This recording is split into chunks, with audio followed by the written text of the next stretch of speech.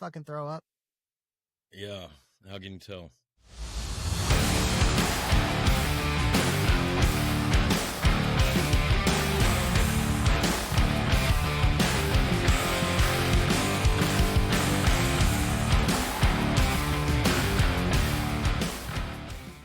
What is up, guys? My name is Rusty James. We are back at it again. Now, the thing about this last episode that we did, Dusty with Larry, I think as soon as I posted it and everything went up, man, it fucking got shadow banned immediately, like just by recognizing his name, bro. I figured it would. You know, it's one of those things that I was warned by a couple of people, just like the same one with Arvis. You know, I got the warning in advance saying, hey, you're probably going to get shadow banned because these guys touch on some very, very sensitive subjects. So, no, I figured it was going to happen. Dude, I mean, like, because, like I said, like, you know, we don't have a crazy huge following. You know, we don't have a crazy huge audience, you know, across all the platforms. Our biggest one is X, you know, that's growing pretty good. But I'll tell you what, though, we're usually still pretty good within the first couple of hours of it posting. Like, and I'll go back and I'll check to make sure everything's good. There's no issues or whatever. It's usually pretty good about, getting like, I want to say like at least 10 views, just showing that there's whether or not people actually watched it. I'm just saying like it'll show like 10 views or something within a couple of hours. Just, you know, and I just kind of gauge, and I use that as a gauge, like, okay, it's circulating a little bit. Yeah. I'm going to check right now real quick while we have it on here. Cause I'm telling you. We'll see in mine whenever I put them out there. Let's see. Hold on. I'll tell you right now. Usually within the first hour or two, I get a few hundred views. Yeah. I haven't even checked. We're still at no views, and that's 11 hours ago. Yeah. Yeah. And that to me is nuts. But you know what? Whatever. We got it out there. Well, it is what it is. But hey, hold on. I'll tell you what. Hold on. TikTok did not allow any of those clips to be posted. They flagged every one of them. Of Larry? Yeah. No way. Yeah. Oh, that, you know, that's why I don't even understand why we even fucking try on TikTok anymore, to be honest. Like, it's just, I don't know, man. And I just got a notification, and I wasn't even trying to do this, but we're actually live right now. Oh, shit. Well, that's good to know. Fuck yeah. Why not, right? Okay, cool. So, anybody watching live, say what's up. Either way, now I have a very special guest. Very excited about this because this person right here, she got connected with me through followers on X, and I cannot wait to hear what she has to say because this is going to be fun. But we have none other than Colonel Towner-Watkins, and from her pretty good page that I've seen, the Colonel's Corner on Rumble, that I see. You gotta have like a little book club. Well, ma'am, I cannot thank you enough for coming on. Thank you. Tell us a little bit about yourself. How are you doing today? Thanks for having me on.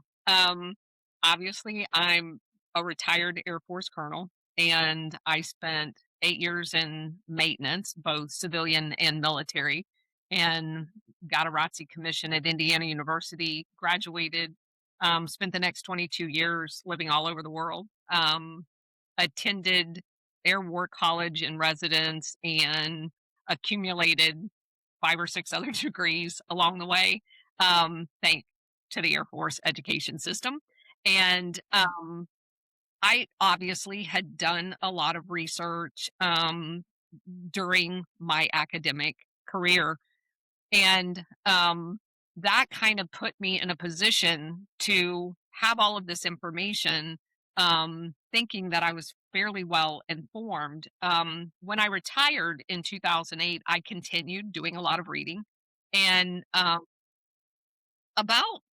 it's almost been 4 years now. It's hard to believe that. I stumbled across a operation called Operation Gladio, that I had never heard of.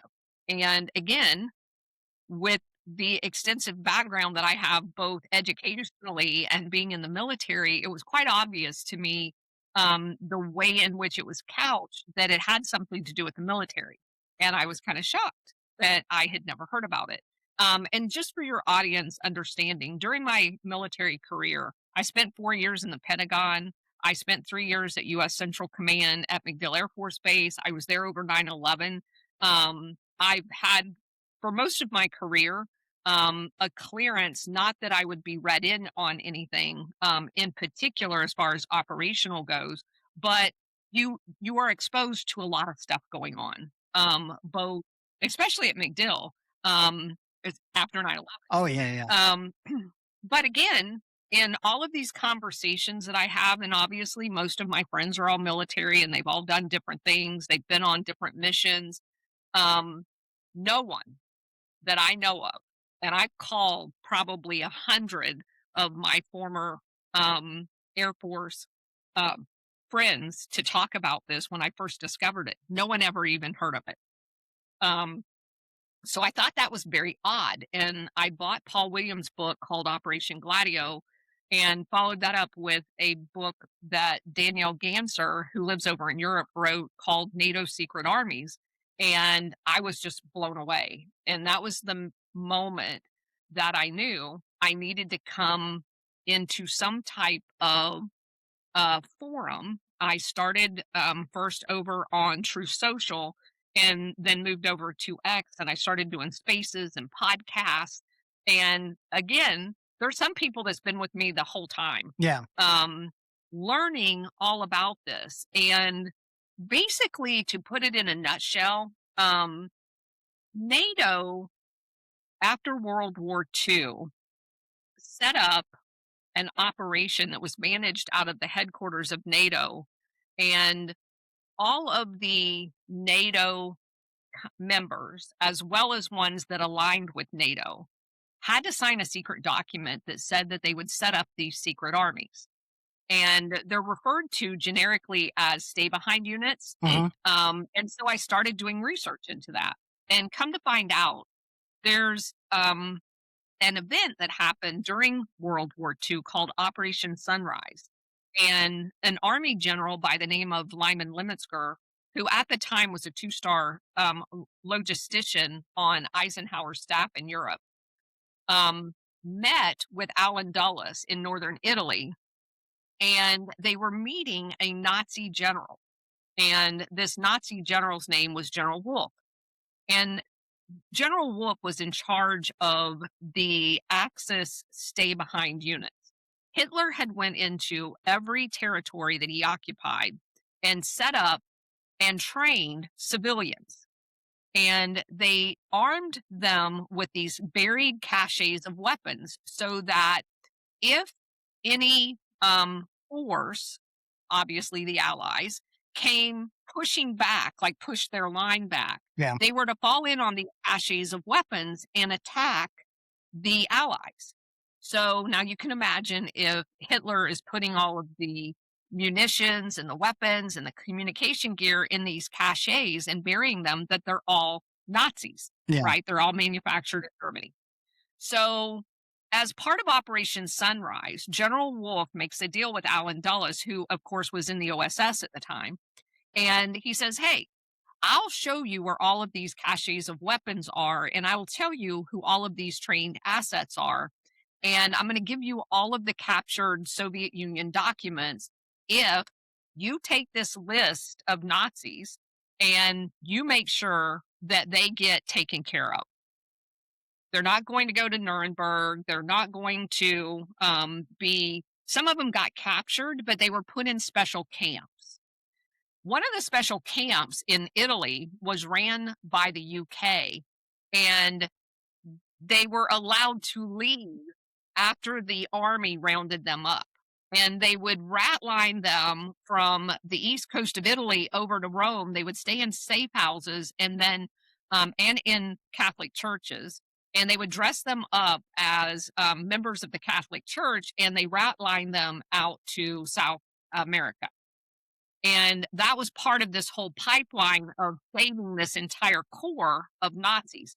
And what was amazing to me, of course, and I think it's almost on purpose, is the exposure of Operation Paperclip makes everybody focus on just the scientists. Yeah. It's so much bigger than that, so much bigger, because these people showed up in future CIA operations throughout Latin America. They were involved in the overthrow of Chile. They were involved in the overthrow of Guatemala. And so you see this network, it was worldwide. They put some of them in Korea. There were some of them in Japan after the war. So there's this, a lot of people refer to it as Nazi International because they were literally scattered all over. Yeah. And in every place they landed, they set up these capabilities. So just recently, like 6 months ago, one of the people that attend my 4 o'clock show on Spaces every day ran across a thing called Detachment A. Well, the counterintelligence corps for the Army during World War II was a very classified, high level operation because they were in charge of interrogating the Nazis. Yeah. And so they picked a whole bunch of people out of that and formed this special thing called Detachment A. Now, today, we refer to Detachment A as Special Forces ODA. There is a direct lineage from this Detachment A that was set up at the end of World War II to the Special Forces. It's an amazing history, but during World War II, these guys were responsible for going around Europe as part of the this exchange at Operation Sunrise, and they actually their mission just got declassified in 2014 from the early 1940s. Just declassified. Isn't that, Less isn't that a little past the 60-year time frame? a little bit. But that's how highly classified this mission was. And they have a website that's called Detachment A. And they have videos of them setting up what you and I would refer to as tent cities over these weapon caches surrounded with concertina wire. And their mission was digging up all of these caches of weapons and replacing them with U.S. weapons. Yeah. And they had U.S. comm equipment in them. So they're basically, and not just U.S., but NATO in general, they had C4 explosives in them. They had automatic rifles. They had the ammunition. They had communication equipment, and they had money in them. And obviously, you can't be using Nazi money after the end of the war. So they're all now set up, ready to go. And they're in all of NATO.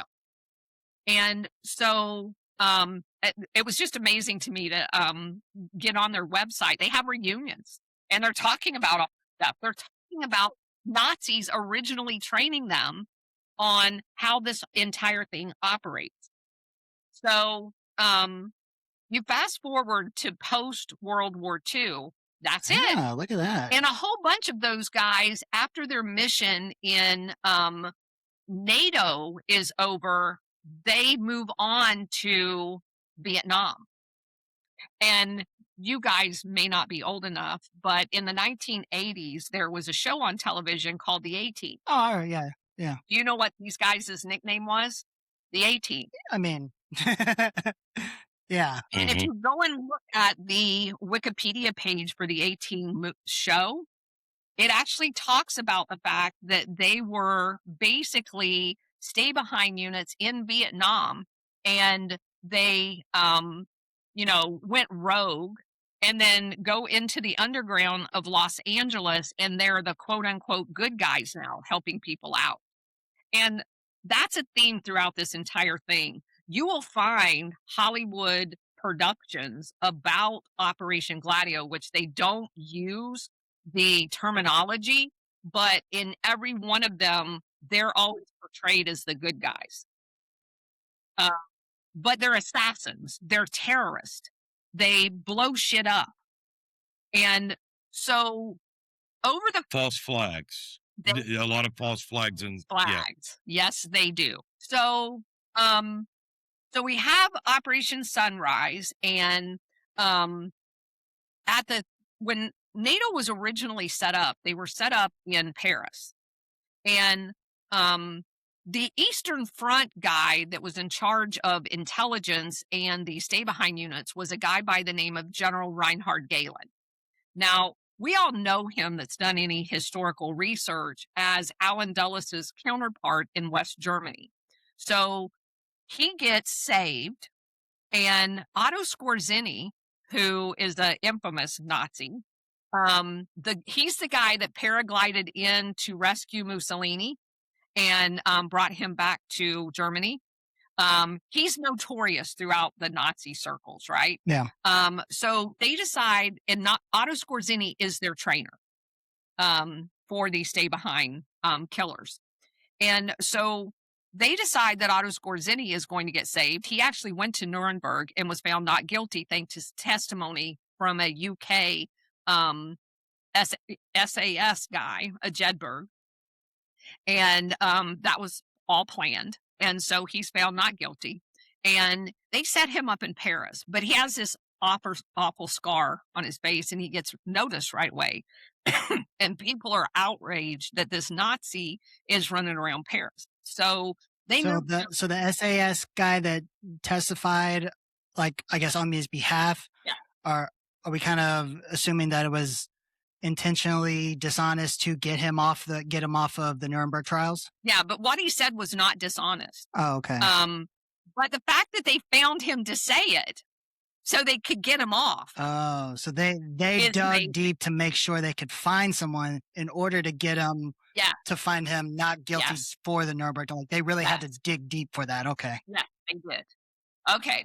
So, quick question. Hold on, before we go further.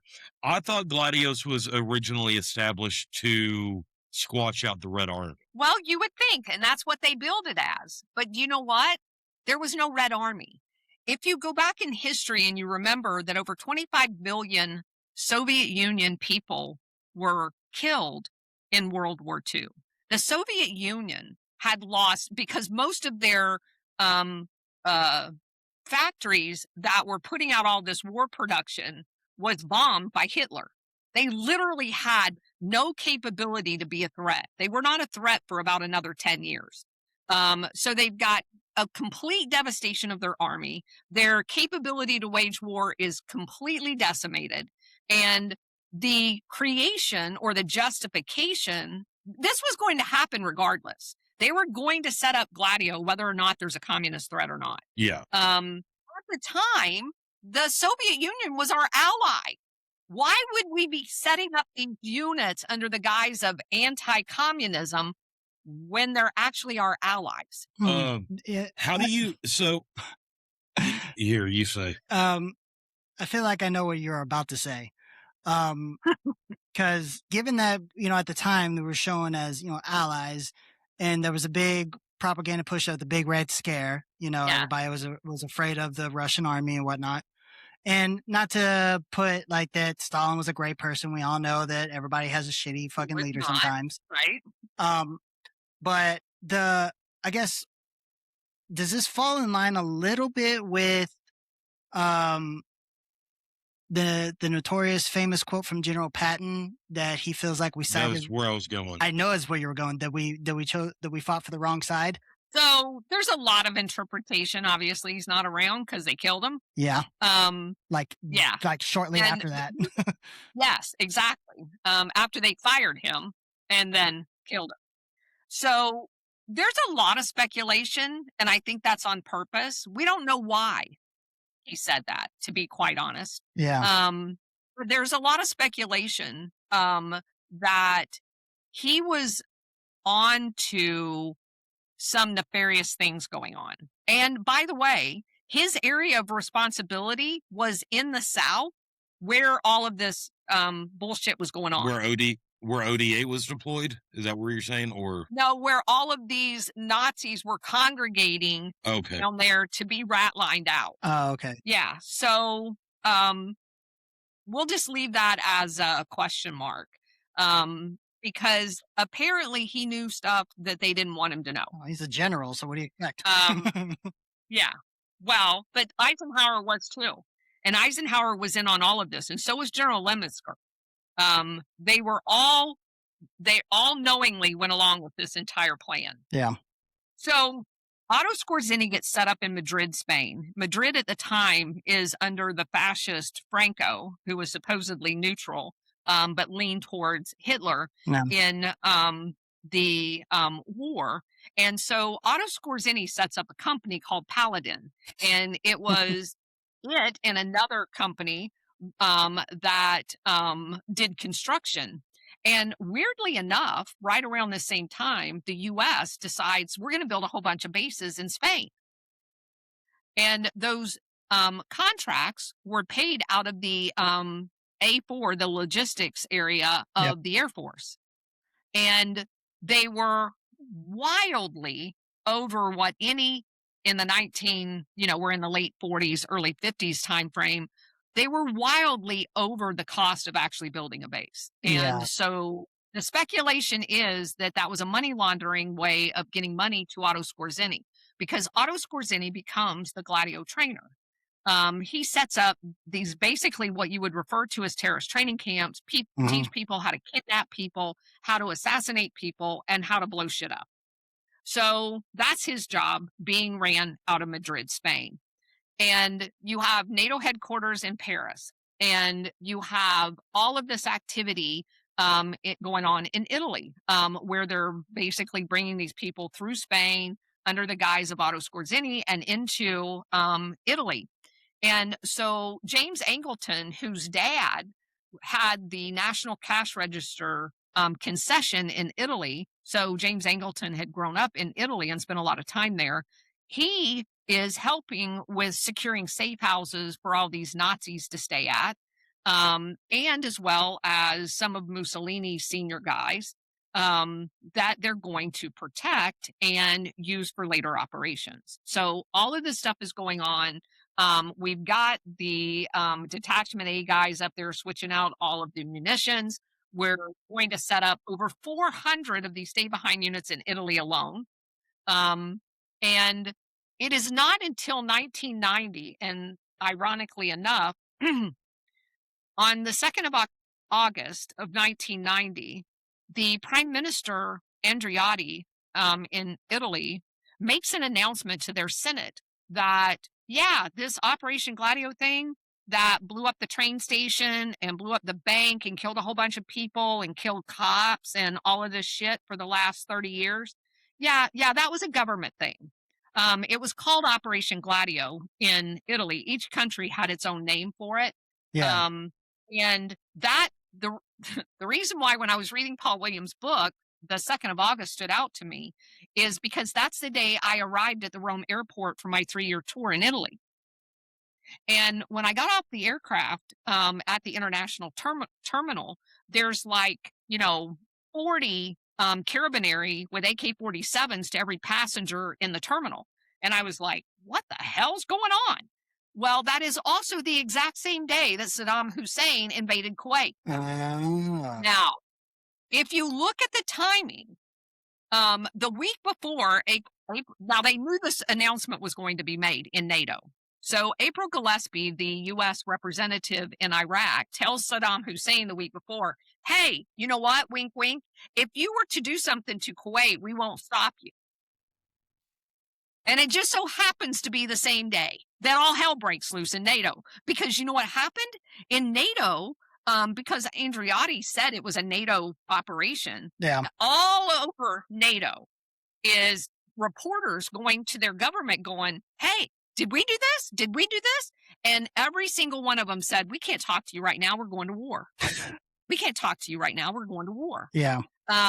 So it became the perfect cover-up, whether it was a coincidental timing. And I've learned in this research project, there are no coincidental timings of anything. So anyway, going back to post-World War II, we have all of these stay-behind units set up, and we have all of this capability.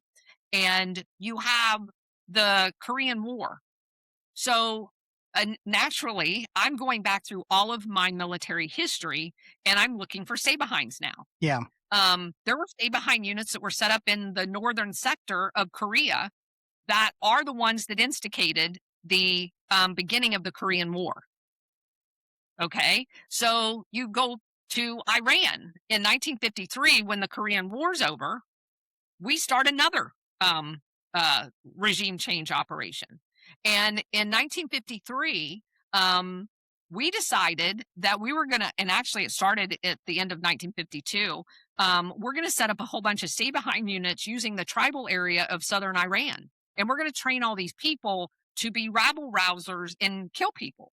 And so when Kermit Roosevelt, Teddy Roosevelt's grandson, working for the CIA, arrives in Iran to overthrow the government, they're using their stay behind tribal people in the South as the foot soldiers during that regime change operation. The same regime change operation that fucked Iran to the way it is today. Yes. So you start going back through history and you realize that this is like a seed that was planted that has covered the entire globe. I don't know if your audience is aware of, because after we left Iran in 1953, we went to Guatemala in 1954, under the guise of, there were communists. There were, supposedly under every rock in Guatemala. Actually, that's not what it was at all. And oh, by the way, before we leave Iran, a lot of people ask me, who would want to do this? Who's behind all of this? Well, if you go back and you look how the OSS was set up, the OSS didn't recruit a whole bunch of intelligence people. They were bankers and lawyers. And who were they bankers and lawyers for? They were bankers and lawyers for the guys who had invested in Germany, right? Yeah. They owned, I don't know what that says. I can't read it. No, it was not them. Trust me. I know that's everybody's go-to thing. It was not them. Bankers and lawyers, though, is pretty hard to argue with. I'm just joking. Go ahead. Well, we're talking about Rockefeller, J.P. Morgan, and the U.S. bankers and lawyers. Yeah. Okay. Now, on because they were funding everything. Yeah. Yes. So it's a mixture, and I call it the international syndicate because it's made up of every religion. It's made up of every oligarch, industrial, whether it's steel or oil or whatever. It's this big club that we're not in. Yeah, because we ain't got enough money. They all, and they all have bankers and lawyers. And the lawyers, in the case of the OSS, were much more involved than the bankers ever were, but they were both present. Yeah. And so, when you look at the bombing campaign during World War II, it's very interesting what they bombed and what they didn't and who had investments in them. Okay. Got to protect those investments. Yeah. Yeah.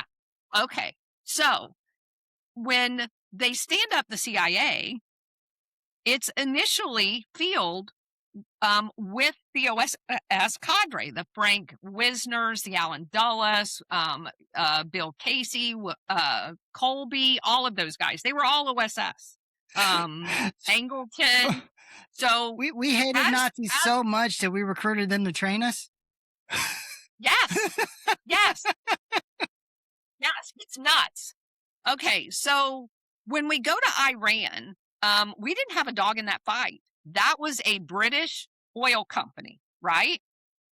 So, do you know who ended up with 34% of the contract after we overthrew Mossadegh? Standard Oil. Ooh. Alan Dulles is former boss. Follow the money. Alan Dulles helped. So the British initially tried to overthrow Mossadegh and failed. And Mossadegh kicked them all out of the country. Yeah. Stopped the oil lease, kicked all of the British embassy, closed the embassy, kicked all of the MI6 guys out of the country. Yeah. So they have to come hat in hand to Alan Dulles. Yeah. Now, what probably happened was BP, the Iranian, Anglo-Iranian oil company, picked up the phone to Standard Oil and said, hey, I'll cut you in for a deal if you can get your CIA guys in there and help me out. And overthrow everything. And so, so the CIA goes in, Kermit Roosevelt orchestrates the overthrow, and all Mossadegh wanted was 50%, 50%. because Aramco had just renegotiated Standard Oil in Saudi Arabia.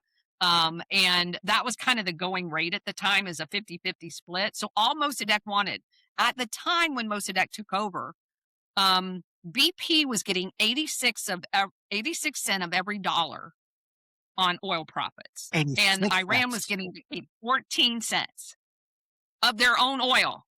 No wonder he wanted. All they wanted. No wonder he wanted to nationalize the oil. Yeah, all they wanted was 50-50.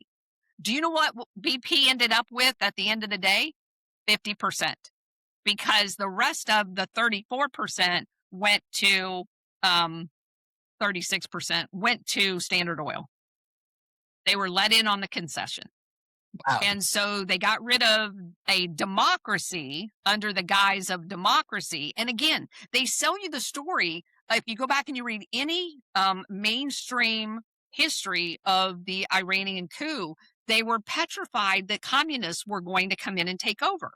It's always communists. The Tudeh Party, that's what they all talk about. The Tudeh Party, it was a communist party. Well, if you go back and actually read literature, the Tudeh Party was a workers' party, primarily of oil riggers. And all they wanted was a fair wage. They weren't communist.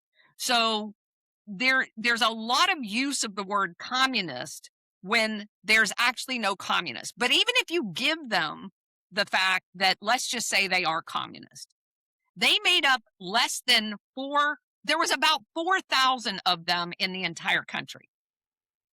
There was like 10 million Iranians at the time. Yeah, there was 4,000. There's 90 million now. So it's like, how do you compare with that? So there was no communist threat. Yeah. But if you go back and you read the New York Times and all of the different news articles about why we were involved in Iran, it was because they were overran with communists. So the next year when we go to Guatemala, there's declassified State Department cables and CIA analyst cables saying we've looked everywhere. There's no communists in Guatemala. And yet the declassified national intelligence estimate that went to the president, which was Eisenhower at the time, said there's communists everywhere. And there was literally no communists. They lie. They make, just like what we just saw with Trump, they make up intelligence to do whatever they want to do. But if you dig down and you look at what the analysts were actually saying, they're like, no communists.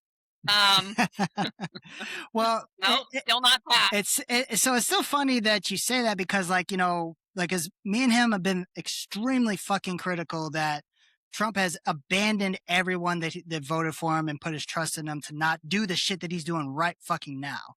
And last year, whenever Tulsi had given the brief that there was, shut up, dude, that there was no credible intelligence of nuclear weapons being built. But then he just decided, I don't care what they say. I don't care what my own people say, and whatnot. I'm going to just do what I want to do.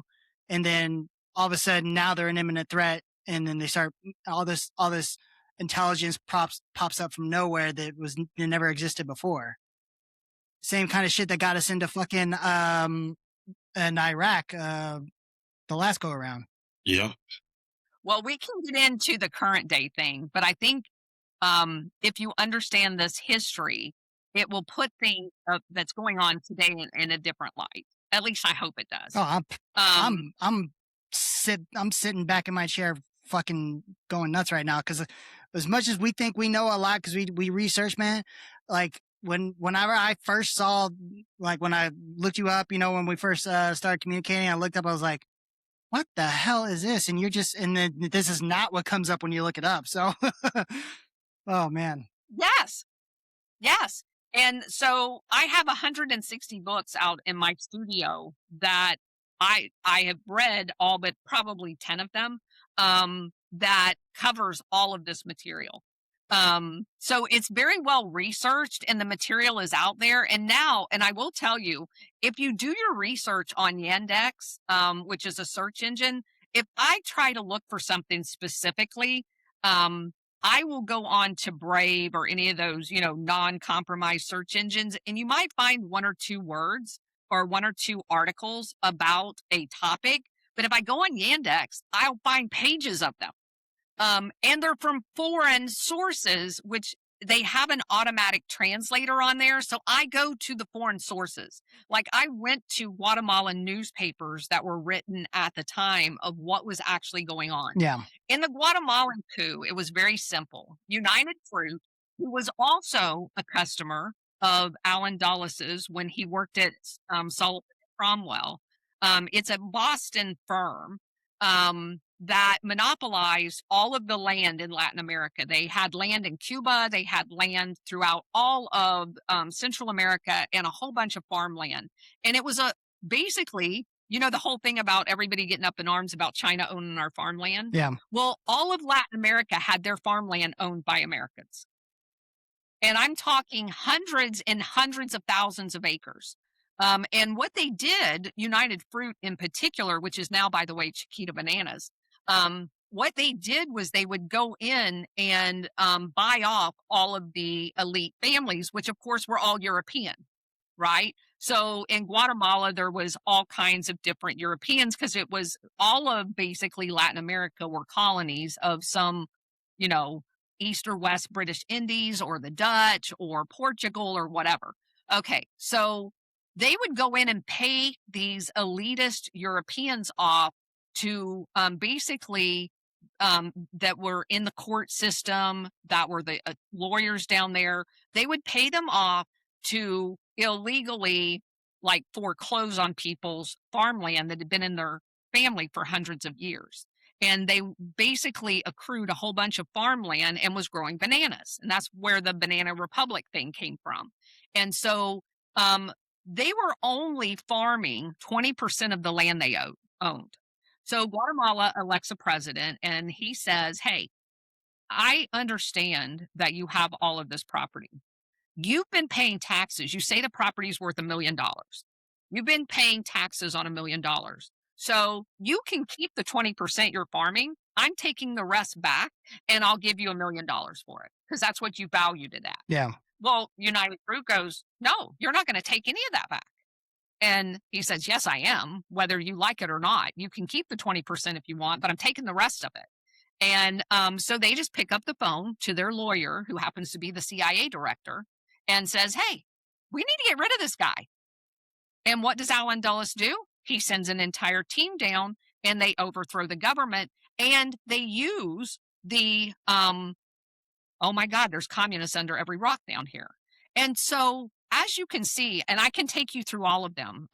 We go to Congo in the late 1950s. We were in Indonesia in the late 1950s. And every single one of these things, it was all about the communists. It was all about the communists. So at one point, I'm like, where the hell is all the fucking communists? Because every time I feel like I go should and do know the 100 research- of them at least by now. I know. Jesus. Well, it's amazing how much shady shit the United States gets themselves into and does.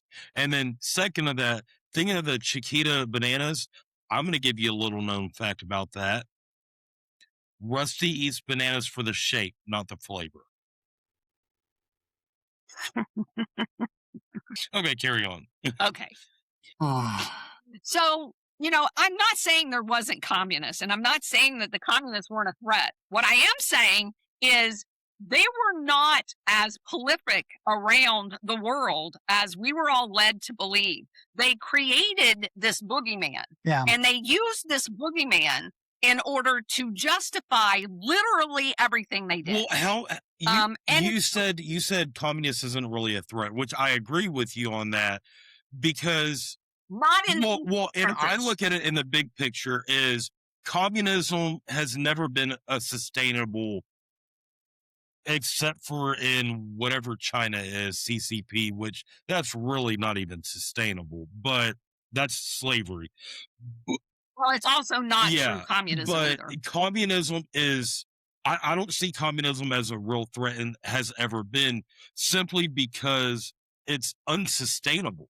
It's going to falter at some point in time, because whenever you beat your people down and you're taking all the resources for the fat cats up here, then everyone else is just going to get so Fed up. But at a it certain point. became Yeah. a Yeah. convenient tool. It became a convenient tool to go around the world overthrowing governments for a bunch of oligarchs in the United States and in Britain that was able to then justify this imperialism without the colony with our propaganda machine. It's always from our propaganda machine that's pushing out these narratives that honestly you can't trust around the world what you hear online or on the news, what anyone says, because everyone portrays this bullshit propaganda where America's going to portray America's the best. They're going to portray that Russia's saying that we're a piece of shits. They're going to say that everyone else is saying we're a piece of shits. Where if you talk to some of these people in some of these foreign countries, they're going to tell you like, oh, no, we don't feel that way. Like, we've never even seen that shit come from our leadership. That's only on the United States side that y'all are seeing that shit. And it's essentially a fucking lie from y'all's propaganda machine. So I've been privileged since I've been on this journey to appear in podcasts in Malaysia, Thailand, Russia, Australia, Canada, Ireland, the UK. I do a show with a guy over there in the UK quite often. And it is amazing the different perspectives. Like the guy that is a Muslim in Malaysia that I've been on his podcast several times. And he asked me during one of the podcasts, he goes, why do y'all let them Muslims do that shit in the middle of the road? They don't do that anywhere. And why are you letting them do? And you know what? I'll agree with him on that sentiment because I think that is stupid. That's just me personally. I think that's fucking stupid. But the reason why they're allowing them to do it is because that's part of the propaganda. Yeah. So to push a radical Muslim agenda like they were doing communists back in the day. Okay. There you go. Yeah. So in the late 1980s, it's obvious the Soviet Union's going to fall apart and the CIA is not going to be able to use them as their boogeyman anymore. Yeah. And if you understand Operation Gladio, you have to understand the term strategy of tension. So there always has to be a boogeyman. Yeah. My husband pointed out to me another really old show that we watched when we were kids was called Get Smart. I've heard of that. I've heard comedy. That. Yeah. Okay. In that comedy, it was this, slapstick detective that was supposed to be going around and he worked for an organization called Control. And the bad guys worked for an organization called Chaos. Yep. So you have the two elements, chaos and control. That's what this entire thing is. Yep. You create the chaos so you can control the people. And we're all supposed to get smart and stop playing their stupid game. So at the end of the 1980s, when it was obvious the Soviet Union was going to fall apart, guess where we were? We were over in Afghanistan funding the Mujahideen, which turns into Al-Qaeda and ISIS and all of the other radical Islamic terrorists. Those are all products of the CIA funding with Pakistani terrorist training camps that look exactly like Operation Gladio under Otto Skorzeny. Okay. So now the Soviet Union's gone. We've got our new boogeyman. Yeah. And we can rationalize going around the world and overthrowing governments because we have our new boogeyman. And every single place that we've been, the whole Arab Spring and the overthrow of all of those countries, why were we doing that? Because of the radical Islamist terrorists. They're a threat. Well, there's something else that all of this stuff has in common that we haven't touched on yet. And that's how were they paying for all of this stuff? Because, if you're going to put 600 weapon caches in Italy, you got to have a lot of money. Yeah. Right? Because that shit ain't cheap. All right. So they decided that the Rockefeller Foundation and there you go. And the Marshall Plan. Most people don't know the Marshall Plan had a covert funding line to it. That covert funding line went directly to Operation Gladio, NATO, and the funding of these stay-behinds. Yeah. And during World War II, the OSS was also in China. Now, if you don't know the history of China, you have the UK in India as a colony, right?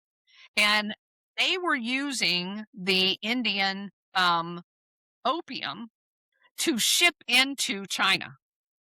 And all of the warlords that during World War II that was fighting Mao and the Japanese in China were funding their operations because Mao is part of they're fighting each other. Yeah. The warlords in the South are fighting Mao, and they're also fighting the Japanese. They're both fighting the Japanese while they're fighting each other at the same time.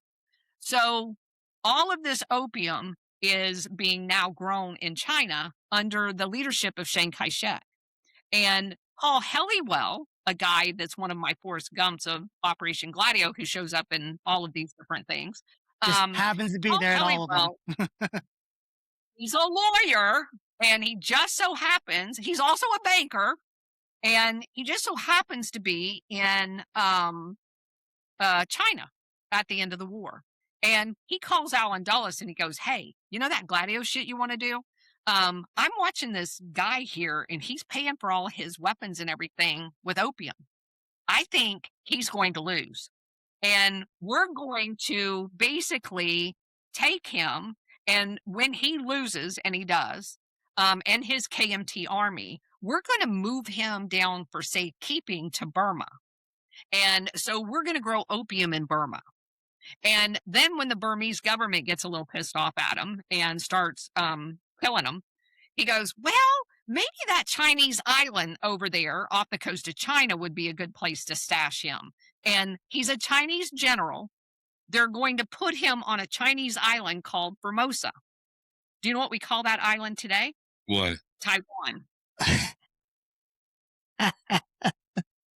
So Chiang Kai-shek shows up in Taiwan, a Chinese general on a Chinese island after World War II. We just change the shingle and we decide just with a stroke of a pen, that's now going to be called Taiwan. And for the next... That's ours. For the next 30 or 40 years, even at the UN Security Council, when they had the little, at the executive committee, when they had the little China shingle out in front of the one chair, yeah, it was not China. It was Taiwan that was sitting in that chair. Because the UN hadn't recognized China at the time? Correct. Oh. They recognized Chiang Kai-shek as the legitimate government of mainland China. And when you go back and you read history, every time from the 1940s until the late 1970s, when they say China, they're not talking about mainland China. They're talking about Taiwan. It really fucks your head up. So again, you know, I'm like, oh shit, I'm going to have to go relearn all that history again. All right. So Chiang Kai-shek immediately, so the Formosans are pissed. They're pissed at the U.S. They're like, don't bring that drug addict over here. We don't want him here. So they start rebelling. Chiang Kai-shek implements martial law. Martial law was not removed from Taiwan for 40 years. They lived under, and MacArthur is in Congress giving testimony that Taiwan is a thriving democracy. They were under military dictatorship. They were living under martial law from a Chinese military general who, in declassified State Department cables, are talking about them, his army bayoneting people out in front of the State Department's embassy in the streets. Just another day. Maybe I'm retarded, but I'm confused. So during that time period, they were considering Taiwan as China. Yes. But what was China considered as? They weren't there. They didn't exist. That's what she's saying. They weren't there. They used the guise of China's little placard at the UN, but it was actually Taiwan that was sitting there on behalf of China. Yeah, we ignored China for like 30 years. Okay, then how did hold on. It's Japan's got the control of Taiwan now, right? Taiwan's independent. Well, okay, yeah, but not they're officially, because we changed to the one China policy. It's kind of China, but not China. But or I guess I said that wrong. So I was reading something about Taiwan's relationship with Japan or something like that. So how does that integrate into that? Because it was something I was reading something recently, and it's something on the lines of Japan is broken out between the communist side and the more conservative side or whatever, and there's something to deal with Taiwan in the mix of that or something like that. Where does that all that fall in? Well, they have a fascist element in Japan. There's no communist in Japan. They have a fascist side and they have a nationalist side. They're kind of fractionalized. Um, Japan is a from an American's perspective, it's an anomaly because all of the industries over there, Toyota, all of those companies, those are family companies. Yeah. Those are like the old style Rockefeller oligarchs. And the same is true in South Korea. Um, those things pass down generationally. They're not the same type of a corporation as they'll do whatever they want. They don't care about stockholder value or anything else. They're very family um, oriented, um, dominated. But the only relationship between Japan and Taiwan is that of sovereign entities. They're not connected in any way. Oh, Okay. okay, Yeah, okay. because I'm looking up. Yeah, because Toyota, like as we use it as Toyota, it's actually Toyoda. That's the name of the family, Yes. Toyoda. So it's a family name. Yeah. We just use a T with it instead of D. So, Yeah. oh, interesting. So, they have very unique economies over there. They also have a lot of corruption because of all the family ties, and they intermarry and blah blah blah.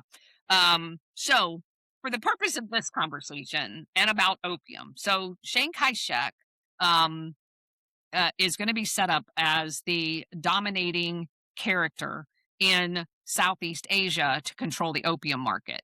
And the CIA is going to get in bed with him and monopolize the opium market. Okay. Yeah, And they're going to use the illicit proceeds of this in order to fund these covert operations off book. And so you have another one of my Forrest Gump guys by the name of William Polly. William Polly is a millionaire that lived in Miami. He's originally from South Carolina, and Polly Island is named after him. And so it's off the coast of South Carolina after his family. And so William Polly has the Curtiss aircraft franchise in Southeast Asia. So him and his two brothers are over there, and they're basically building aircraft in Southeast Asia and giving it to Chiang Kai shek, selling it to him, and they're being paid with opium money to build Taiwanese Air Force. And Paul Helliwell opens up a company called Sea Supply, and he's responsible for getting them all of their Navy. And so we're basically creating a threat to Southeast Asia in the form of Taiwan that we're going to use to dominate that area. We also get in bed with the corrupt elements of Thailand, and we pay them over the course of a couple of years $35 million to have access to their seaports and their airports for flying in drugs in and out of there. And of course, that eventually leads in the 1960s to Vietnam and Laos and Cambodia and all of those operations. So if you follow these overthrows of governments, you're also going to be following a drug trail. And that leads us into the 1980s into Afghanistan, where you've got opium production in northern Iran, Turkey, and Afghanistan. So the whole entity of baiting in the Soviet Union into Afghanistan and then basically funding that war, which, by the way, I just found out also that the hundreds of millions of dollars that we sent to the ISI, that they weren't buying new weapons for the Mujahideen. They were buying Soviet style weapons from yep, Bulgaria and a whole bunch of other places.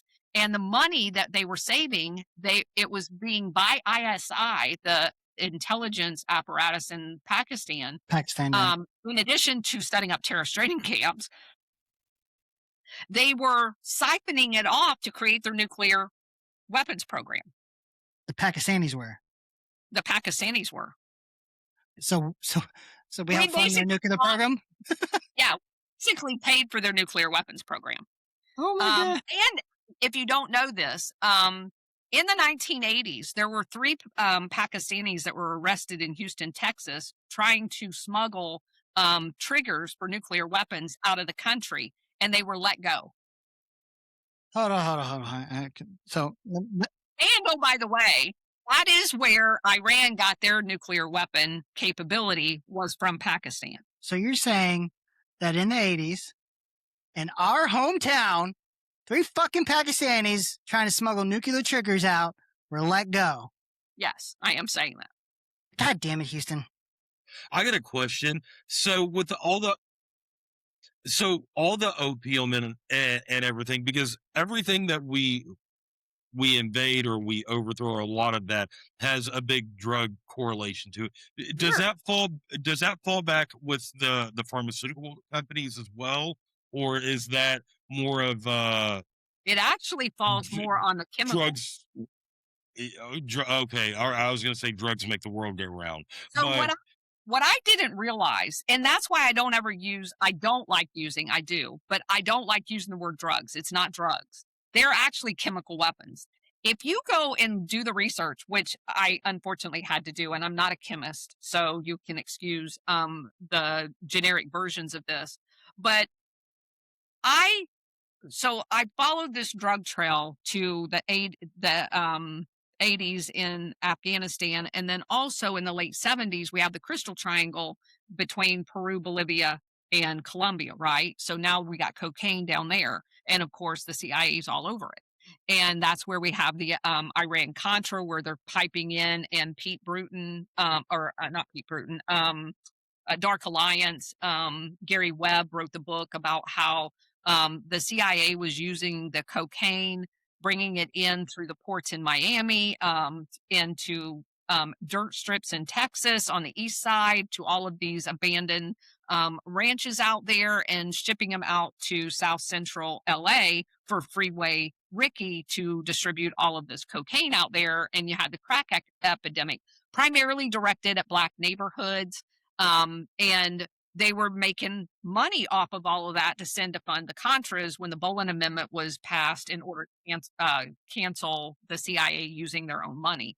So that's the clearest illustration of them doing exactly what I've been articulating, in using drug profits to ship arms into countries to do covert actions. Because that's all very well documented, both in congressional testimony and book after book after book. So this whole operation shows and we haven't even talked about a year into my research. I was sitting out between books just trying to arrange this shit in my head because it's swimming, and I was like, oh, holy shit, we're in NATO. Did we sign one of those agreements? Who's our Gladio people? And I'm like, oh, holy shit, we have to have them. Who are they?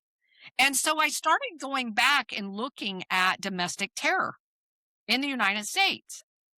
And weirdly enough, you're going to find out that the Cuban exiles that all came over here post Batista overthrow of Castro, all of those Cuban exiles in New York and Miami primarily were trained by the CIA for the Bay of Pigs, right? Mhm. Well, did they stop at the Bay of Pigs? No. So you find those Bay of Pig guys, which are now assassins, explosive experts of blowing up airplanes and all kinds of other shit. Well, in 1962, remember that guy that I was talking about, Lyman Leminsker, that was sitting at the table next to Alan Dulles at Operation Sunrise in northern Italy at the beginning of the story? That same guy is now a 4-star general, and he is the chairman of the Joint Chiefs of Staff. And he wrote something called Operation Northwood. Have you ever heard of it? Yes. I haven't. Operation Northwood is a play-by-play of Gladio. It says that we're going to dress up Cuban exiles from Miami that we've trained in explosives and are assassins in Castro Army uniforms, and we're going to turn them loose in America. We are going to blow up buildings. We are going to fly drone aircraft into buildings. We are going to blow up ships, and we're going to accuse Castro of doing that. This is 1962. And this plan gets briefed to JFK, and JFK looks at this guy and goes, "Are you fucking nuts? We're not doing any of that shit." So JFK had just went through the Bay of Pigs. The entire leadership of the military hates him. And so he realizes politically he can't technically tell that guy to retire. He could have and he should have. So where does he tell Lyman Lemonsker he needs to go? What's Lyman Lemonsker's next assignment? Oh, look, he gets to be NATO commander. JFK put Lyman Lemonsker in charge of Operation Gladio. God damn. Right? It is still in Paris. During the 1960s, the OAS, which is the Gladio elements of France, that's their program. So Gladio is Italy's, OAS is France's Gladio units, stay behind units. They tried to kill Charles de Gaulle over 30 times.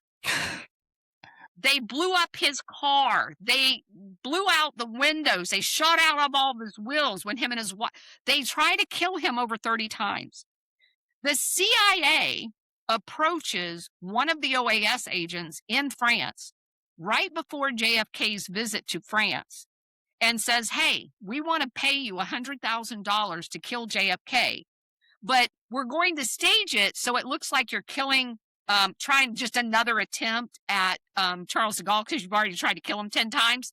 And you hit JFK and we'll just pass it off propaganda-wise as, oh my God, they were trying to take out Charles de Gaulle and they accidentally got JFK." That's a real thing. That happened. So Charles de Gaulle... who leaked that information? It was actually the guy who was recruited for doing that chickened out. He had already taken half the money. He actually was interviewed, and there is, yeah, he chickened out and left the country. So Charles de Gaulle goes to Lyman Lemonsker. He calls him into his office, and he says, "Get the hell out of my country. You, NATO, everything out of France immediately." So within 6 months, they're in Belgium, which is where they currently are now. And he withdrew France out of NATO. That's how pissed off he was. So Charles de Gaulle is also on record as saying after JFK was assassinated that the same people that were trying to kill him killed JFK. And wouldn't you know, if you go back through the JFK files, you will find documentation that 2 OAS agents were in Dallas, Texas on the 22nd of November, 1963. One of them was picked up after the assassination by a Dallas police officer and driven to the Mexican border and let out.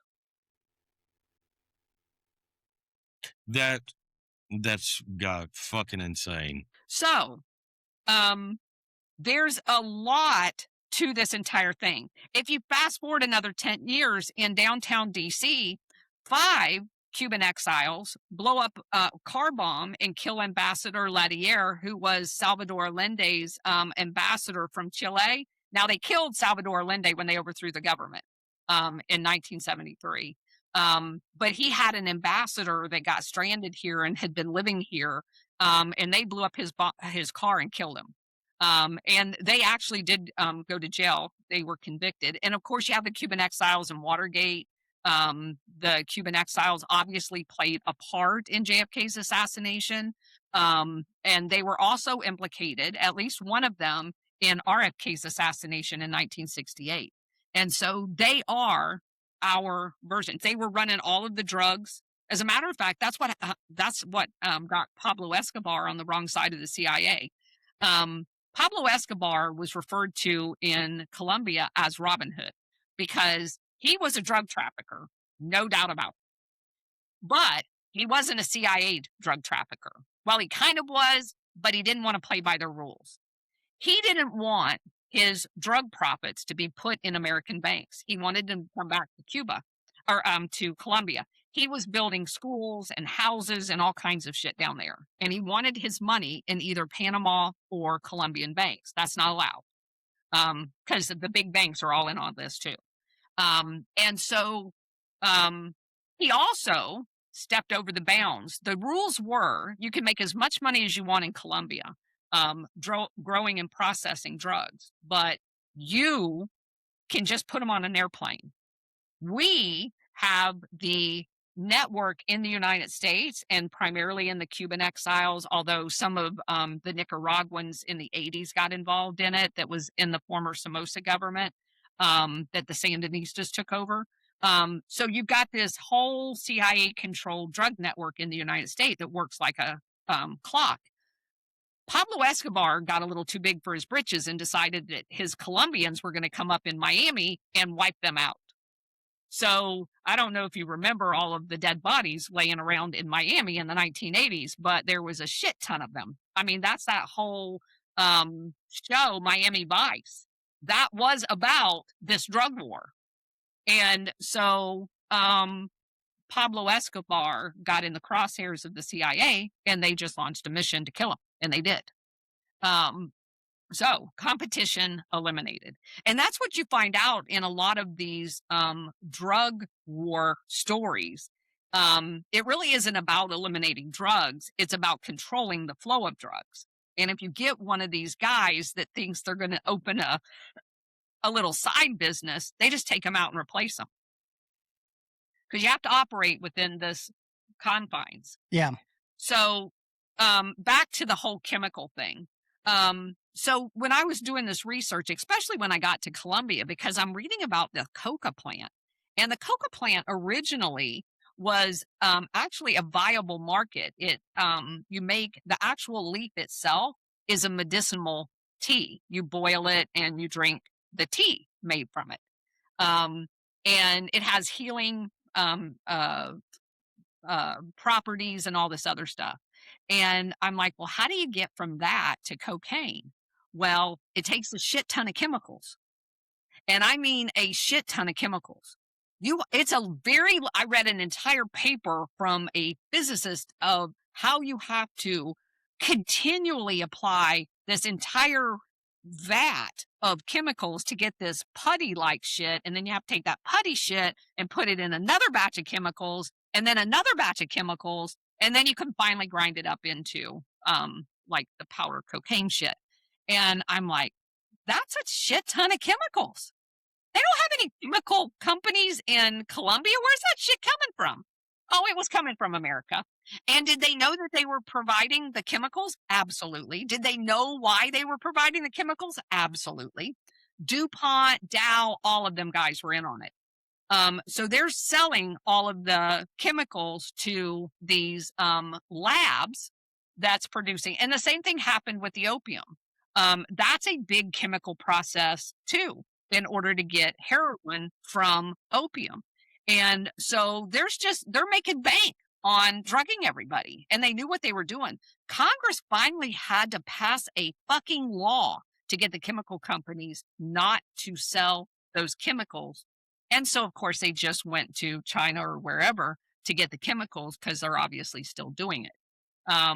But yeah, to call those things drugs is a very big misnomer. You can either call them narcotics or chemical weapons, but they're a far cry from drugs. Yeah. Jesus Christ. Ugh. Okay. I know it hurts your head, don't it? I mean, sometimes I feel like I couldn't learn any more about how fucking ridiculous the shit that our government, our military, and everything gets into. And someone like you comes along and just fucks my reality.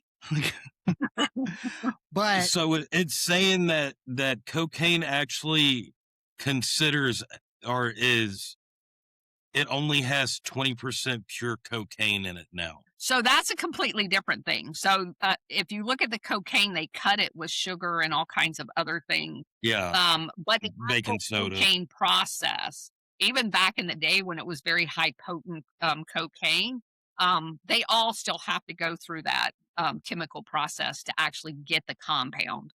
Yeah, so one cocoa leaf contains about 1% of cocaine. Man, okay, so Yeah. And so that's why Cuba was so critical to the CIA. It had nothing to do with Castro being a communist, and I'm not saying he wasn't. It had nothing to do with that.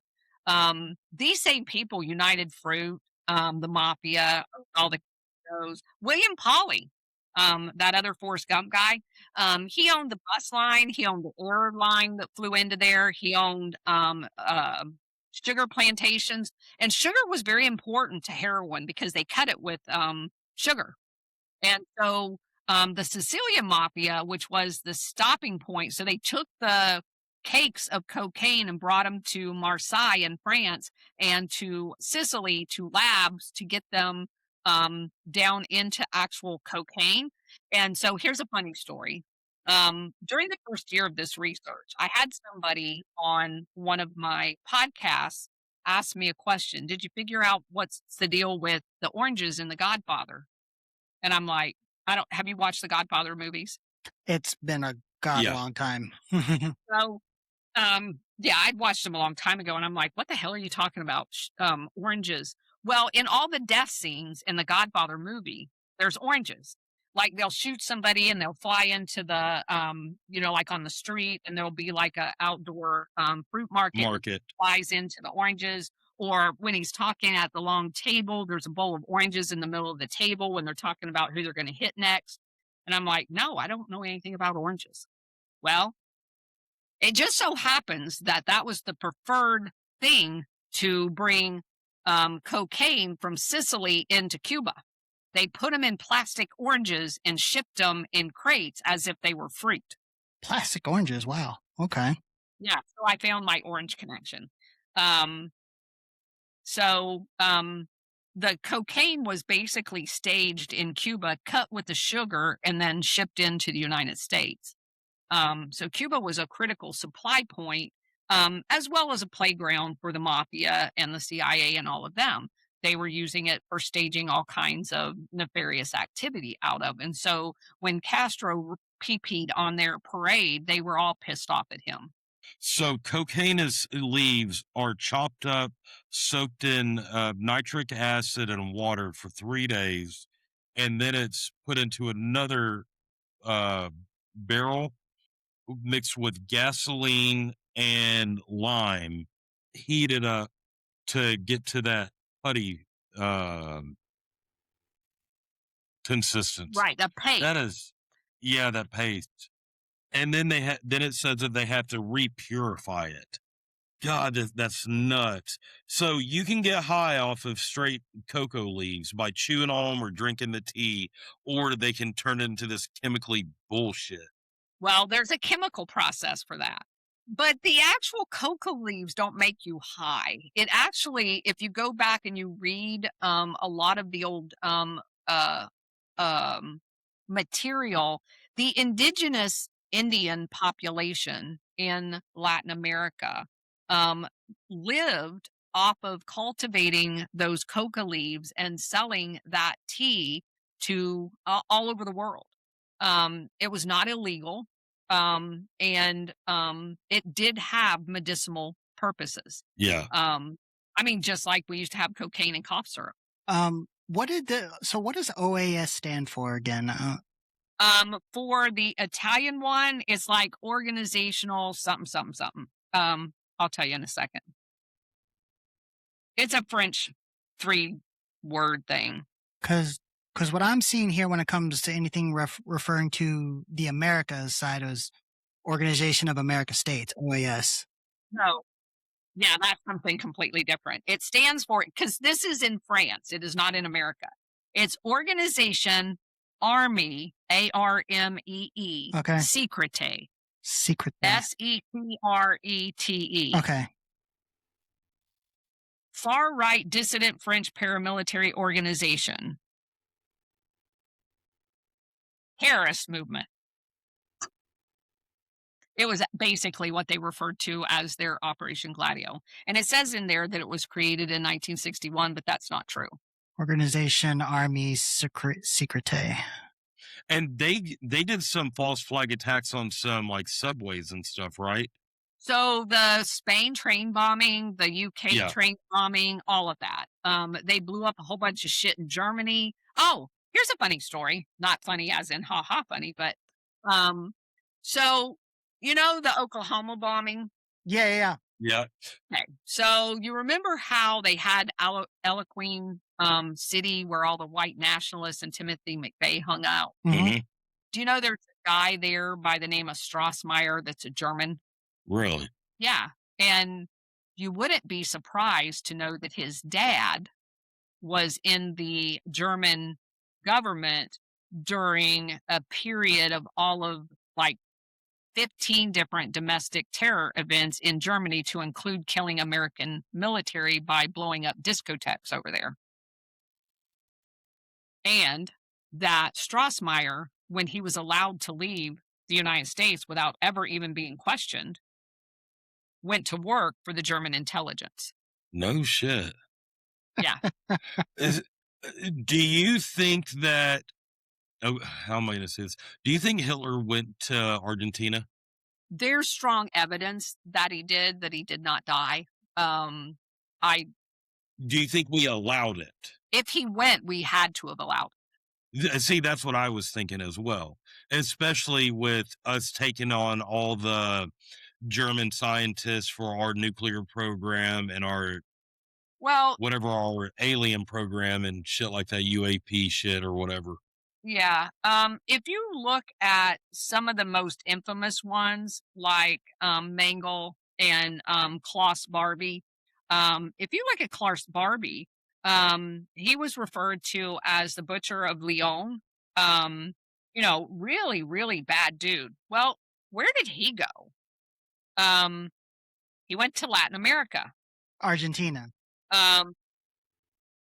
Actually, I'm trying to look up here real quick in my notes. He went to, he was extradited. Hold on a second. I got way too many notes here. Oh, you're good. I'm looking at some unclassified documents right now too, just seeing what I could find. Damn, I was gonna have you pull up Walt Disney real quick. I wanted to see what Walt Disney looks like. Oh, let me tell you my Walt Disney story. Well, fuck it, go for it.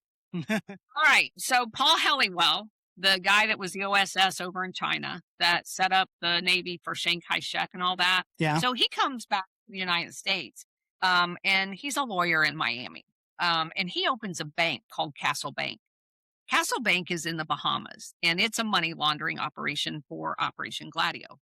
And because we had originally made a deal with the Vatican Bank. The Vatican Bank was the major money launderer for Operation Gladio initially, but there were trillions of dollars and it exceeded the Vatican Bank's capability. So we had to set up all these other banks like BCCI, and it was actually set up in Luxembourg, but ran out of London by a Pakistani guy. And so we set up BCCI. And by the way, that's the money launderer for the Pakistani nuclear program. They all had accounts. George Bush had an account there. Saddam Hussein had an account there. Noriega had an account there. They were just kind of moving money everywhere. Okay. And then there was another fake bank set up in Australia called Nugent Hand Bank. That was a lawyer and a special forces guy that was a major in the Army, whose his first name was Michael Hand. He took care of all the weapons trafficking, and then the Nugent guy was doing all the banking stuff. And Nugent was found in his car with a bullet in his head on the wrong side, but it was called a suicide. And so that bank collapsed. So Paul Helliwell's bank, Castle Bank in the Bahamas. Um, Paul Helliwell is the guy that bought all of the land in Orlando for Disney World. God. So all of the fucking stories of Walt Disney being like a Nazi sympathizing Jew hater is all true then, huh? I don't know about that part. I'm just telling you, There seems he to was be in a bed lot. with the There CIA. seems to be a lot of fucking connections here. Golly, man, this is just so funny. I mean, when it comes out to it, it's like if you don't laugh, you'll cry. Like it's just wow. Yeah. Yeah, Oh, But oh man, so it's crazy. okay. So can we move on to some of the more current stages where do you see things still happening that you believe might still be in some connection here? Well, I mean, if you look at the whole thing that's going on in America, well, take Russiagate. It was the CIA. Yeah. The Ukraine protocol. It was the And CIA. it pisses me. It pisses me off that we've gotten so much like Tulsi Gabbard has actually put out a lot that she's found all of this, but yet there's been zero accountability, and that's what pisses me off. It's like, oh, we're just gonna let this happen. Like we've known this, we're just gonna let it happen. All right. So let me just tell you on the accountability part, you're gonna have to take a chill pill. Because when you have the evidence, you then have to have a grand jury. You have to have an investigation. Here's what people miss. When you want to kill something that has existed, and we haven't even went into the part that goes on before World War II. This didn't start in World War II. That's just the start of Operation Gladio piece of this. Yeah, This yeah. goes back to the late 1800s. Okay. This entire infrastructure, the creation of the Fed, all of this stuff. This all plays into this entire one world government push Yep. that we've been on this journey. So what most people, and it's very easy to do this, but with this background of knowing how many tentacles there are all over the world, if you're going to take this thing down and you're not, so if you're going to take a cancer out of a body, you can't just take the big clump out, right? If it's spread to the lymph nodes, you got to get those. If it's spread to the blood, you got to get that. This thing is in the entire body. Okay. So, And I 100% agree with that. My frustration is that they haven't like just up and hauled someone away in handcuffs immediately. That's not my frustration. My frustration is that we've heard for God, I'll have to look up the date, but it's been a quite long time since Tulsi's released evidence showing the connection of everything being built from Obama all the way down to, through the proxies and everything. But there hasn't been a peep of like even a referral to a grand jury just to say, hey, well, we're reviewing. There's been nothing since then. It's just been stone quiet. That's my frustration because it feels like there is zero even happening behind the scenes just to give because the American people are demanding accountability on all kinds of levels, but they haven't said anything. And it's like, if you're not commuting something, to me, this feels like you're just hiding it. okay. So let me tell you two things. Have you ever heard of Operation Grey Lord? yeah. That I believe I have actually heard of that. I don't remember the particulars, but I've heard of it. Okay, Operation Grey Lord was a DOJ effort in Chicago to take down the mafia and all of the corrupt prosecutors and the mayor and all of that stuff going on. It was a long time ago. Okay. That was a 7-year project because what they first had to do was send in people that were the good guys that were going to pretend to be bad guys. Yeah. Then they had flip some of the bad guys to continue to appear bad guys. And at the end of the about 5-year trying to get all of the different pieces figured out, they made massive arrests, indictments, they had trials, blah, blah, blah. So one other thing that I want to tell you, that was a 7-year process. In 2019 in Italy, they had a mafia family there that had been embedded in the southern area for 100 years, and they were into everything, drugs, everything, money laundering, killing, all this stuff.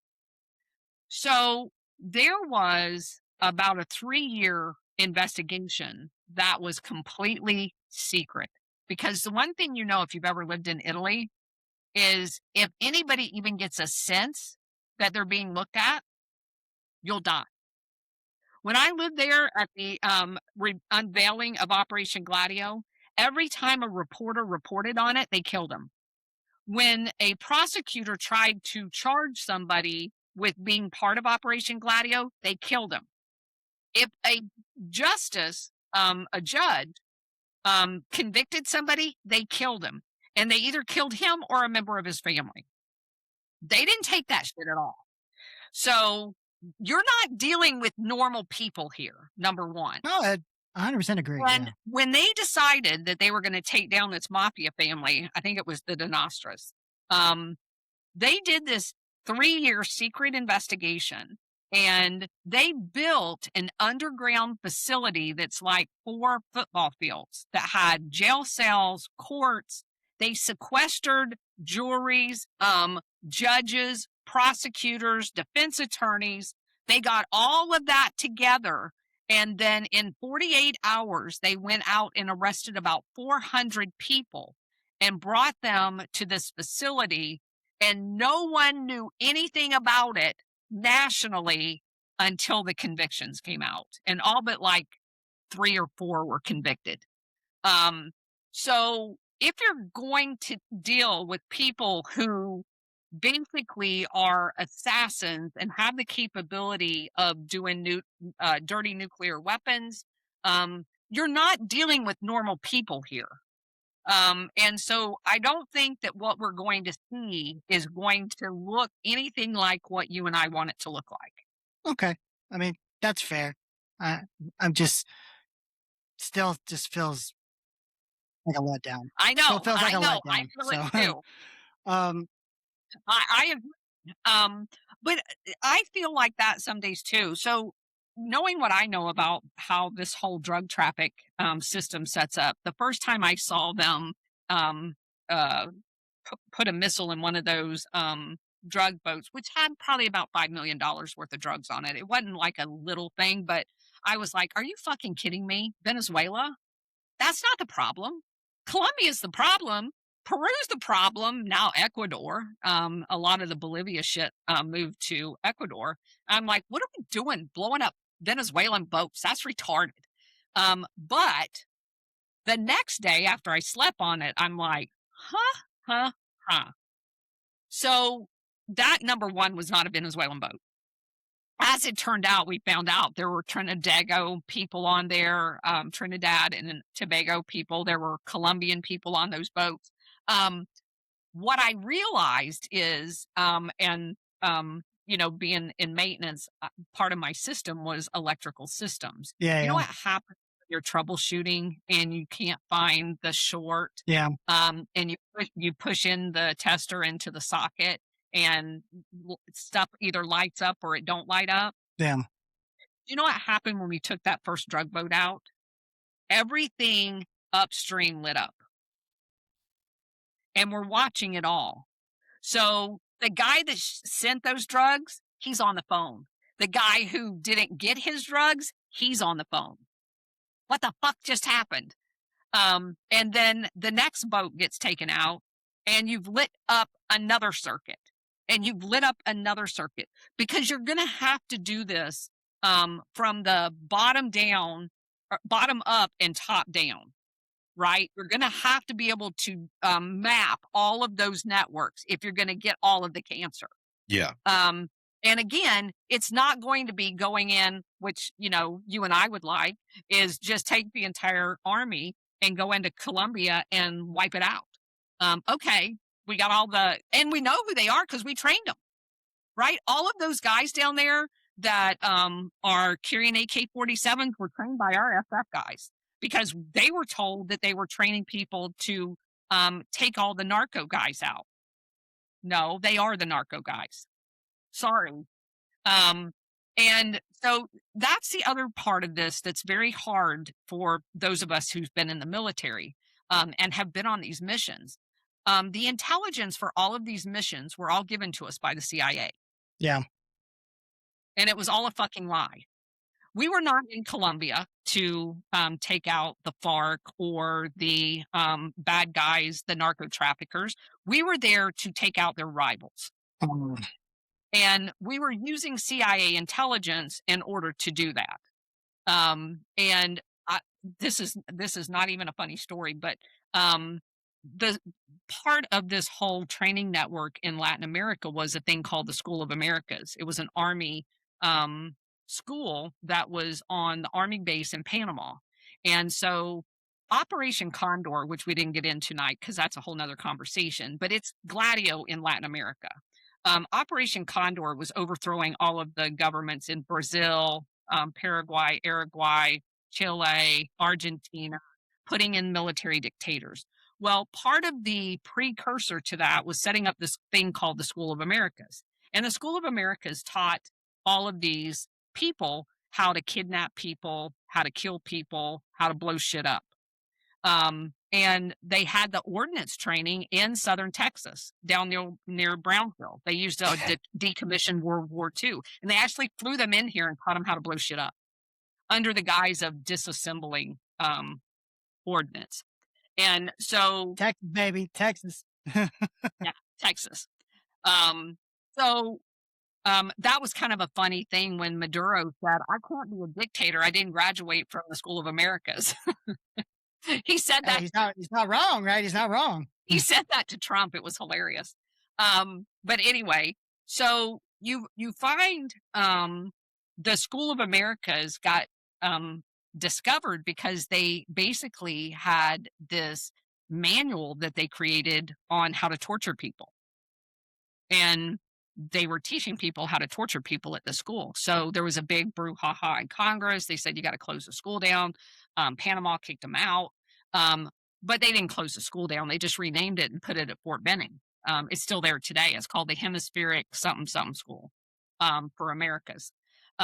So we were on a camping trip last summer, and I told my husband, I'm like, we're going to Fort Benning. I'm going in there. I want to see what it looks like, because the original one at Panama, in the entryway, and there's pictures of it, they had all of the graduates, and all of them were all the military dictators that the CIA installed. And I'm not lying. So I had decided that we camped right outside of Fort Benning because I didn't want to get trapped on Fort Benning after I went to the school. Yeah. So I went into the school there, and my husband, when we drove up to the school, and it's in a big, beautiful building. It's got this big veranda on the front of it.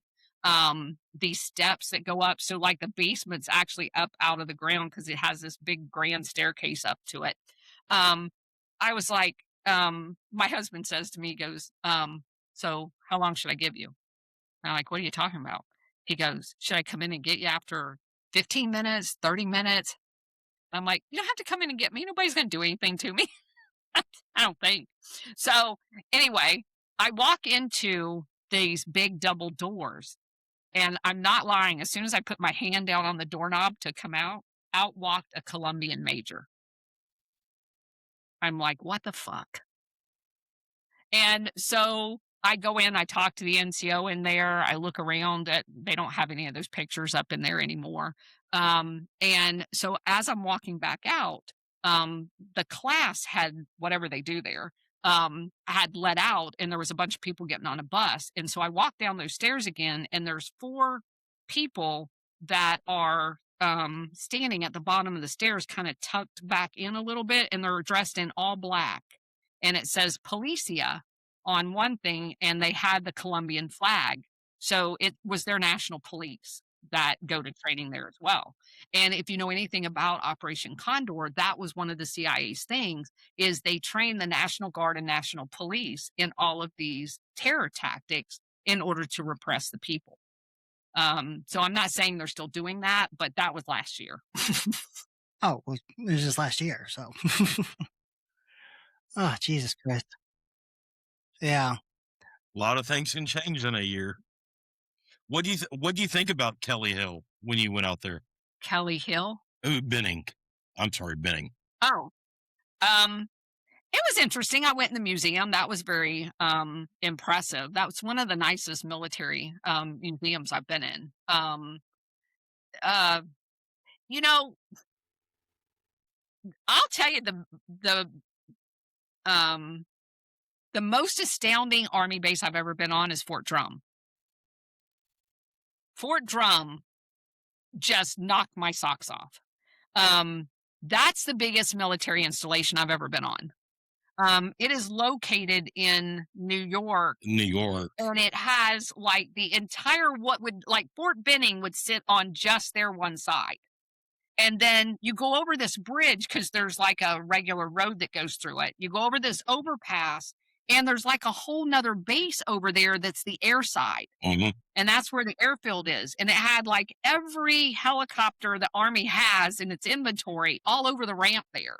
And for me, I've worked at a lot of airlift bases, the C-141, C-17s, and those types of things. And I told my husband when we come over that bridge, I could just see, like in the build up to Desert Storm or whatever, the C5s, the 141s landing in there, putting all that shit on, and then barely clearing that bridge to get out of Yeah. that base.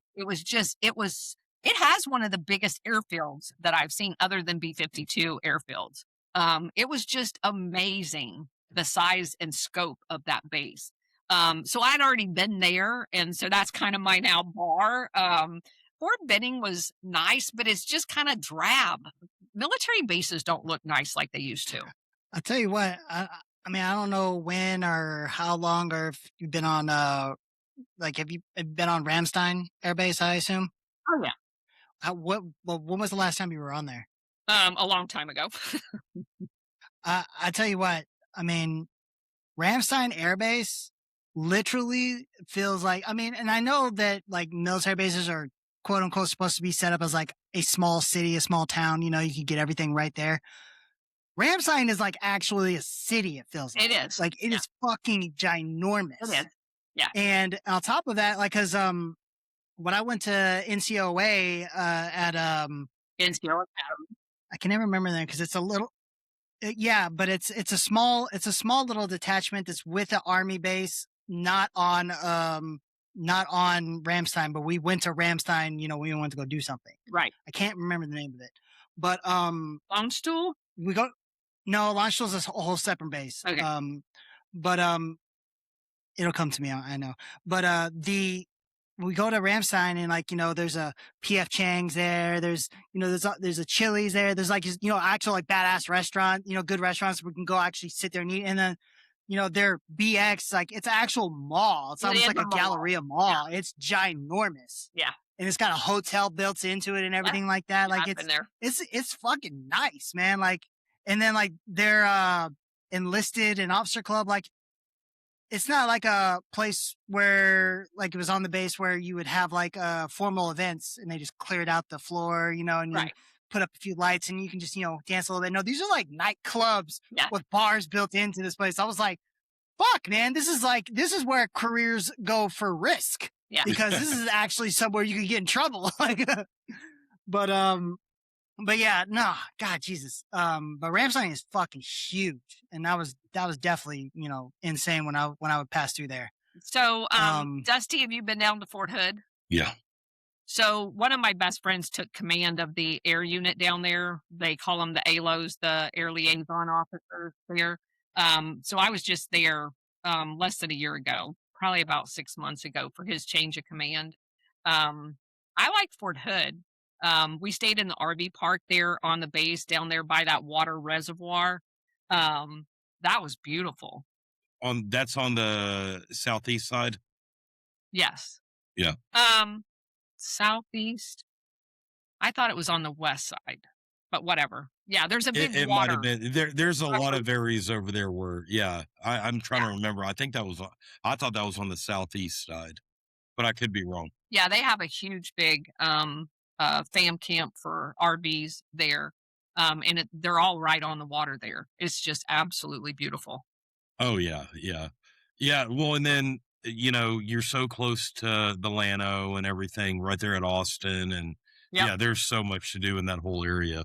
So real quick, before we start to wrap up here, because I've accessed this program that has a bunch of declassified docs from 9/11 to cold cases to the Epstein, what we have of the Epstein files, and then much more, right? And so while you've been talking, I've been like typing a bunch of crap that you're talking about. I'm just like, I want to find something, right? And I think I found something, not specific to really anything that we've just talked about, but it seems that someone was caught on U.S. soil, because it's from the FBI director that has connections to Gladio in Italy, and I was wanting to see if you recognize this name as a Licio Gellis. Licio Gelli? Yeah, Oh yeah.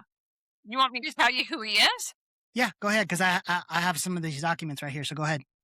So Lucio Gelli, in order to orchestrate Operation Gladio in Italy, they set up a Masonic lodge called P2, Propaganda Duo. And look, And right there. yeah, Uh-huh. yeah. So I'm telling you, I know what I'm talking about. No, I believe you. It's just I was happy that I found some documents in my system here. Yeah, so Propaganda Duo, P2, had their primary lodge in Italy. And it really wasn't a Masonic lodge. It was, it took, so their whole mantra is like a wolf in sheep's clothing. And so Yeah. they mask this operational entity under a Masonic lodge. And it had like 800 people that were there, because there gets a list of them got discovered in a false bottom suitcase of Lucio's daughter when she was fleeing the country. She had a false bottom suitcase, and they had a roster of all the members. And so they basically was a roster of the entire government, to include their version of the CIA, their head guy in the military, the head guy in the Air Force, the prime minister was part of it, and all of these different carabinieri guys and military guys throughout the ranks were all involved in it, and all their names were on those lists. And so they set up a satellite P2 office in Argentina. Lucio Gelli used to go to Argentina all the time. So yeah, so what it says here says Lucio Gelli was alleged chief of the P2 Masonic Lodge and was involved in one of the most complicated and controversial scandals in Italian post-war history. As the alleged chief of the clandestine Masonic Lodge, Gelli is said to have enlisted the aid of prominent politicians, senior officers of the police and security services, and wealthy businessmen in forming what amounted to a shadow government. He is also accused of conspiring with right-wing terrorists and rogue security service agents to commit a series of terrorist bombings. He is additionally accused of defrauding the Banco Ambrosiano. of Milan and contributing to its eventual collapse. Gelli was extradited to Italy in February of 1988 in order to stand trial on charges stemming from the Banco Ambrosio matter. The request of the...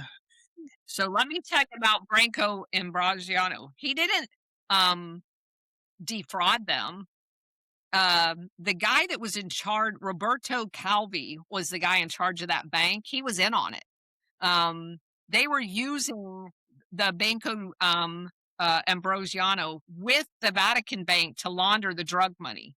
And Calvi tries to flee because the heat starts getting turned up there, and he is found hanging from Friars Bridge in London. And they originally said that it was a suicide, but then had to reopen it once Operation Gladio got revealed and found out that someone had actually hung him and left him hanging on the bridge. And they had put masonry rocks in the pockets of his pants. Oh. So it was a hit. Interesting.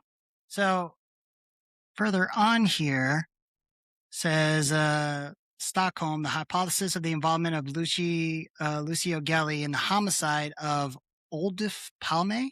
Olof Palme was the prime minister of Sweden, Yep. and they killed him too. The Swedish premier assassinated in Stockholm some years ago was advanced yesterday by the Daily Dagans. Yeah, they have their own Gladio unit in Sweden. A well-known Swedish journalist, he reports the existence of a telegram that would appear to compromise the chief of P2. Olsen refers furthermore to an FBI investigation and attributes this information to an ex-colleague of Ronald Reagan. Let me just tell you how bad Ronald Reagan was. Ronald Reagan is implicated in all of this shit. Jesus Christ. Oh, man. He is not the person people think he is. Yeah. And a lot of people will go, oh, no, it was all Vice President Bush. No, it wasn't. Ronald Reagan sat in the room signing all of the documentation for Iran-Contra. He was briefed on every part of it. No shit. He knew we were selling missiles to the Iranian government in the 1980s after the Ayatollah had taken over. We sold a shit ton of missiles to Iran, a shit ton. Like the ones they're probably using on us now. Well, the ones they're using on us now were modeled after the ones we sold them. Oh, my God. Well, Colonel, I'd like to thank you personally for breaking my reality into shit. So, but wow, this has been insane. Join my world. Dusty, anything? My head's going in 44 different directions right now. And yeah, a lot of information, a lot of fucking information to take it. And great information, nonetheless. Like I'm glad to like be learning like the real history of stuff, history's written by the winners. Obviously we're going to make ourselves look good, but it's just good to start to finally peel back the onion layers and just to see where a lot of this actually came from, I mentioned that Rockefellers and the Rockefeller Foundation, the Ford Foundation, the Carnegie Endowment for Democracy, and all that other shit, they're all involved in this. And Rockefeller basically owned the publication of most of the school books, along with Robert Maxwell was involved in the publishing of school books.